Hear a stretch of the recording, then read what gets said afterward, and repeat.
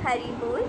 आज की वीडियो मैं ये इसलिए बना रही हूँ क्योंकि मैंने देखा कई लोगों को एकादशी का व्रत रखना होता है, पर उन लोगों को ज़्यादा जानकारी नहीं होती है, जिसके कारण वो एकादशी का व्रत नहीं रख पाते हैं। और मैंने देखा कि मेरे आसपास भी ऐसे कई लोग हैं, मेरे दोस्त और कई सारे मेरे घर में कई रिलेटिव्स हैं जो एकादशी का व्रत रखना चाहते हैं, पर उनको ज़्यादा कुछ नहीं जानकारी होती है, जिसके कारण वो एकादशी का व्रत नहीं रखते हैं।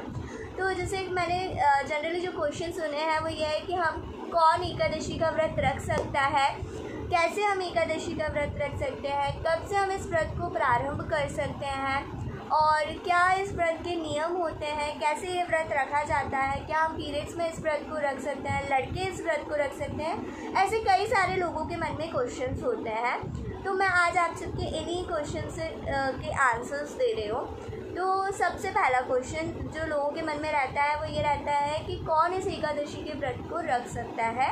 तो एकादशी का व्रत कोई भी रख सकता है, बच्चे बड़े, लड़के लड़कियां, कोई भी इस व्रत को रख सकता है। और इस व्रत को आपको अवश्य रखना चाहिए, क्योंकि ये व्रत हम स्पेशली अपने लॉर्ड विष्णु और लॉर्ड कान्हा जी कृष्ण जी के लिए रखते हैं, तो इस व्रत को आपको ज़रूर रखना चाहिए।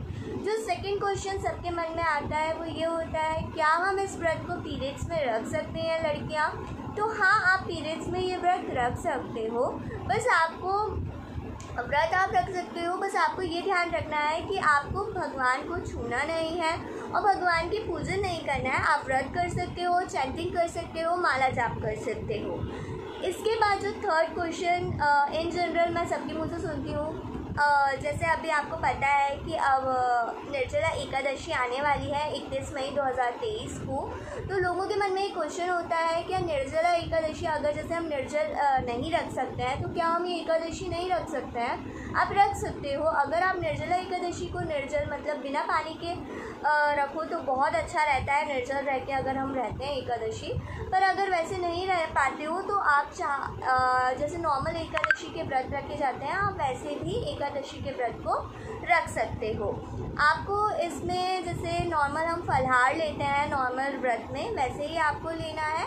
बस आपको कुछ चीज़ों का ध्यान रखना रहता है, जैसे आपको तुलसी में जल नहीं चढ़ाना है, तुलसी पात्र जो आपका है वो आपको नहीं तोड़ना है, और चावल नहीं खाना है। कुछ लोग बोलते हैं कि अगर हम व्रत रख ही नहीं सकते तो हम क्या करें? आप व्रत नहीं रख सकते हो तो कम से कम आप इस दिन एक दिन चावल ना खाओ, क्योंकि ऐसा माना जाता है कि इस दिन जितना भी पाप रहता है वो चावल के अंदर आके छुप जाता है, और अगर हम चावल खाएंगे तो वो सारा पाप हम खुद में ग्रहण करते जाएंगे, इसलिए इस दिन चावल नहीं खाए जाते हैं। अब क्या निर्जला एकादशी के दिन हम कैसे निर्जला एकादशी का व्रत रख सकते हैं?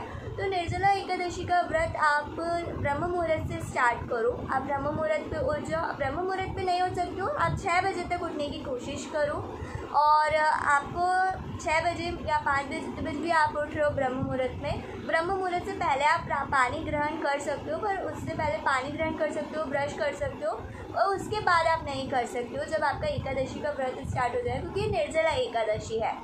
इसके बाद आपको इसमें जो चीज़ ध्यान रखनी है वो ये है कि आपको पानी ग्रहण नहीं करना है। दूसरी चीज़, आपका जैसे ही व्रत शुरू हो जाएगा स्नान आदि करके आप संकल्प लो, जैसे पूजन किया जाता है आप वैसे पूजन करो। सुबह की पूजन आप वैसे ही करो जैसे करते हैं हम। दिन भर आपको चैंटिंग करनी है, हरि मंत्र की आप चैंटिंग करो। जितने ज़्यादा से ज़्यादा आप माला जाप करोगे उतना ही आपके लिए अच्छा रहेगा।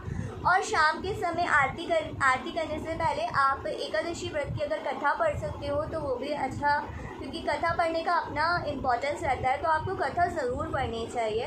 तो ये सिंपल जैसे होता है वैसे ही एकादशी व्रत होता है, बस इसके 3 रूल्स होते हैं। पहला, आपको तुलसी पत्र को नहीं टच करना है, तुलसी जी को ही टच नहीं करना है, तुलसी महारानी को, और ना उनमें जल अर्पित करना है। इस दिन सिंपल आप उनको एक घी का दिया लगाकर उनकी पूजन कर सकते हैं, क्योंकि उनके बिना पूजन के तो हमारा व्रत शुरू हो नहीं सकता, क्योंकि वो हरि प्रिया है, उनके बिना तो विष्णु जी को प्रसन्न नहीं किया जा सकता।